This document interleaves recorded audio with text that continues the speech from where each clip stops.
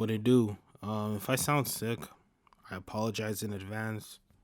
I've been recovering from a cold, so I haven't been able to drop this video, but now I got a little time to record.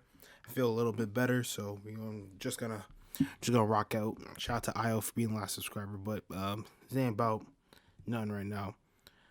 First off, rest in peace to Pop Smoke. I heard the news last week while I was on IG and I went to the bathroom, and honestly, it just confused me. It's because of how young this man was.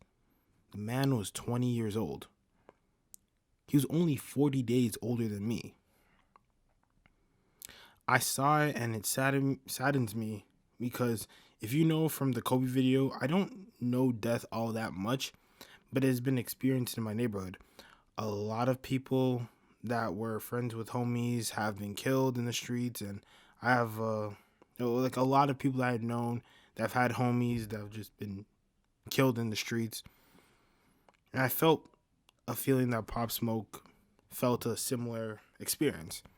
He had a gift and he was only truly getting started on that gift and getting to know that gift, and had potential to have a long, successful career.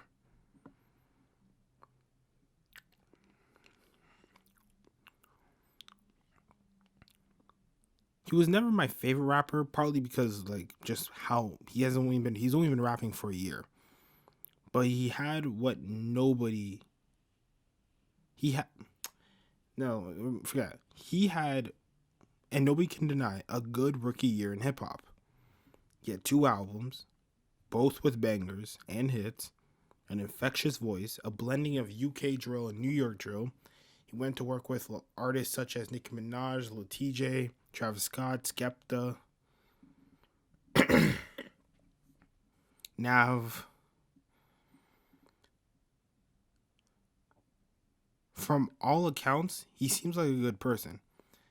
His voice makes you think otherwise. It's not the case. He seemed like a really just full of life guy. His legacy was only getting started. And his life was taken from him by a bunch of thugs, broke thugs, who had nothing going for themselves. Like someone said, imagine going your whole life living in the hood of Brooklyn and then trying to enjoy life of the hard work you earned only to die in Hollywood. What's worse, this seems more like a targeted killing more than a robbery. He didn't he did accidentally post his address. That happened. But from what I'm aware, I don't remember him having any static in the streets, any ops. I don't remember. I didn't see it. This just weirded me out. Like this whole situation weirded me out.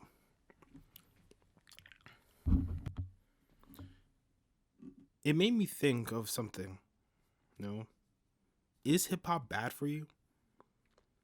It made me remember something Kanye said when making the Jesus is King album, saying he didn't want to make hip hop music anymore because it was evil music. Is it? Because being from Toronto, seeing the deaths of YS, one half of the Tall Up twins, and Bovey, who seemed like he was really rising up the ranks. And he had one of my favorite songs of 2019 with 7 a.m. in London with 3 a.m. French. All these deaths were them being shot and killed. And all of them were in the span of like a month or so. Probably less, from what I can remember. I know YS and Bovey were killed slightly before Christmas. And when the member of the Tall Twins, he died earlier this year. And in the greater scheme of hip hop, within the last 3 to 4 years, the deaths of hip hop acts like Little Peep from a drug overdose, like benzos and Xans laced with fentanyl and like just a mix of other drugs. XXX Tentacion, gunned down in a robbery gone wrong. Mac Miller, drug overdose, substance abuse issues with alcohol, cocaine mixed with fentanyl. Nipsey Hussle, gunned down in front of his own store by a gang member. Juice World, he had a seizure after swallowing pills during a drug raid, and other artists that are more known in their respective fan bases. And now you could add Pop Smoke to that list. Most most of these rappers are either getting gunned down or overdosing. Shit, most of this is uneducated f- knowledge about the real dangers of mixing drugs, is mostly with fentanyl, one of the most dangerous street drugs.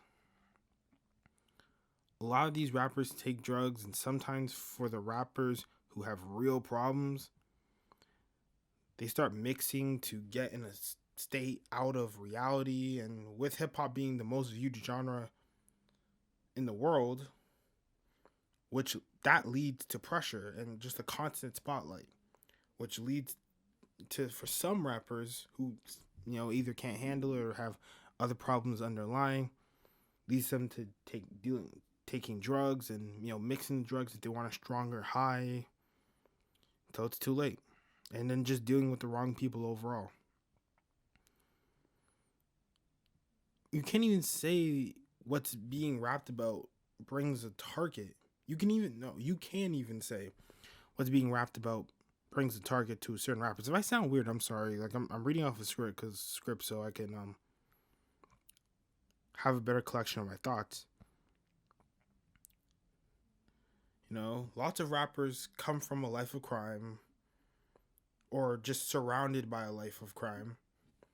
Many rappers are also really young, and now the whole notion of living your raps is definitely a thing that was more important in the past than the present. But it puts rappers at a crossroads. Either rap about something else or say what you rap is about is a lie, and now you're labeled as corny, lame, and people have a preconceived notion about you, especially in a time where social media is a very credible tool in music overall, in media overall. Or rap about the street life that can have fans have a perceived image of you being a killer, and now people want to take you out because some people can't see you being successful without them being successful or being more successful. And people just overall wanting what you have. Shit, when one member of the Top Twins died, he was in a shootout at a condo party.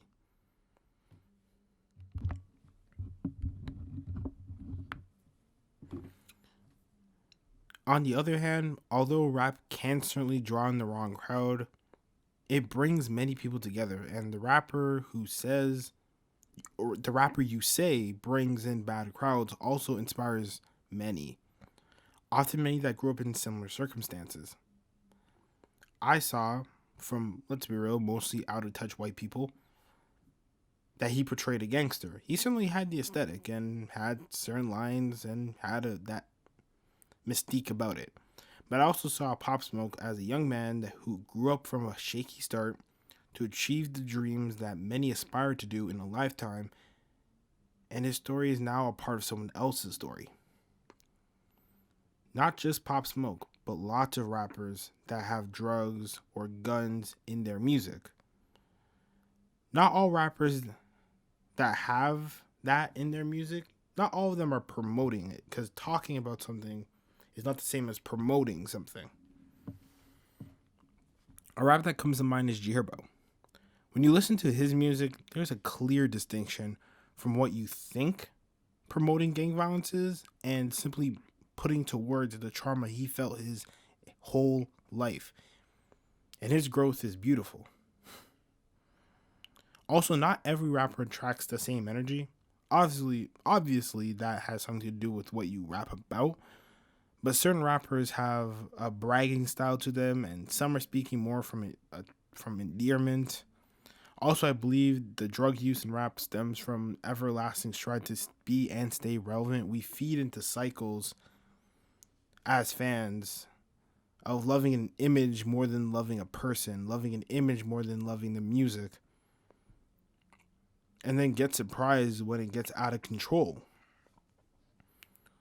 Lots of these rappers come from backgrounds of deaths, drugs, and instability, and drugs were used as a coping mechanism, as therapy wasn't looked at lightly in these communities. As as it's starting to get more expected, I hope to see more rappers start talking about their personal problems and not self-medicating, because I want to see these artists have long careers. So although it's not always the most positive music, it definitely has some of the biggest impact in a good way in people's lives. I know we're worried about, rappers, you know, our favorite rappers leaving almost too soon and oftentimes too soon. But I want to focus on the good things. Giving the rappers and giving the overall people in your life the appreciation and love that they deserve now. Because, I saw another tweet that really puts everything into perspective. You never know when you're 20% done with your life or 95% done.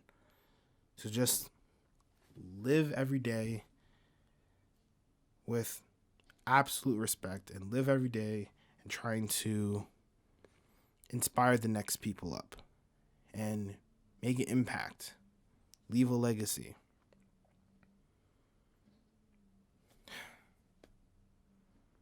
I know we're worried. Some people are thinking who's next, but in the words of Pop Smoke, take your pain and make champagne with it. That's all it is. With that out the way, I want to end this video on a high note. I want to put out my top 5 favorite songs from Pop Smoke after listening to Meet the Woo and Meet the Woo 2. He had a repetitive formula, but it worked effectively because of the production and the overall delivery and flow and the energy that you'd bring to his songs. A lot of these songs had the same style, but they provoke different emotions. So here's my top 5 favorite songs from Pop Smoke.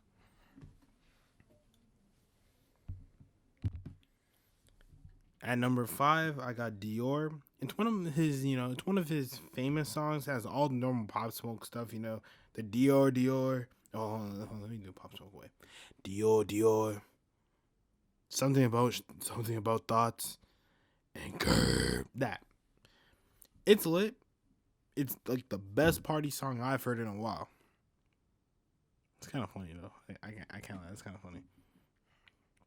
Here, my number 4, I have Scenario. I really love the production from Trap Mob, and his delivery throughout is just, spectacular. He has a very good verse.